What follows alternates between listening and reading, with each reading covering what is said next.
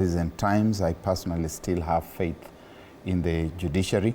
I think those who are inviting it under assault could also be having access to grind with the judiciary. They probably were used to a certain kind of judiciary in the past, which they also rolled their agendas through whichever way they wanted, and they do not seem to have that space just now. So I think the judiciary as judiciary is always ready. The judges and magistrates will usually go to bed not even knowing what matter is going to appear before them tomorrow, apart from ongoing business, and they have always handled their issues with essential credibility. So I think that they are ready.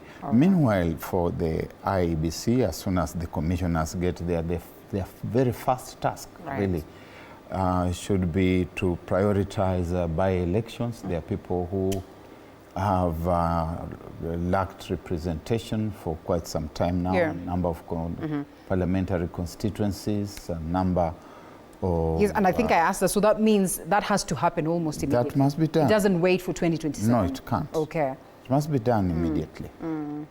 All right, interesting. I don't know whether you listened to SK Macharia, was it last week when he was talking? Yes, you listened to him? I listened to him. And largely, you know, listening to his statements, you could almost tell that he was incriminating the IEBC in a huge way. He was probably talking about how the IEBC has been manipulated by certain forces, but I think he was also talking a lot more about the defunct bodies, like the Electoral Commission of Kenya, ECK, and Chairman Samuel Kivuitu, and the intrigues of those days, how they were told to go back to their offices and to change certain figures and the like. I do hope that that doesn't happen. But the big elephant, it's a very giant elephant in the room, it's not even about IEBC and how it conducts its business.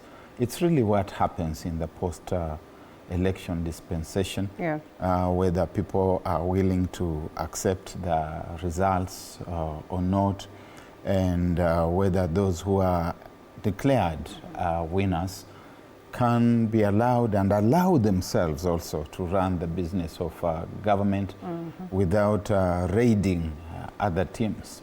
You can see that the present team called Team Kenya Kwanza, having recognized that it does not seem to have what it takes to run the affairs of state and government, has found it necessary to now get players from the other team. It's like these things that people argue about in the English Premier League.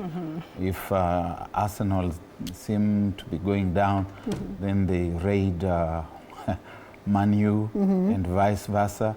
I think that doesn't work, and the reasons that have been given are not compelling at all. That we want to run the country more efficiently and therefore we have a broad-based government. I think the opposition keeps the government best on its toes when it defines itself as opposition and remains in the opposition spaces.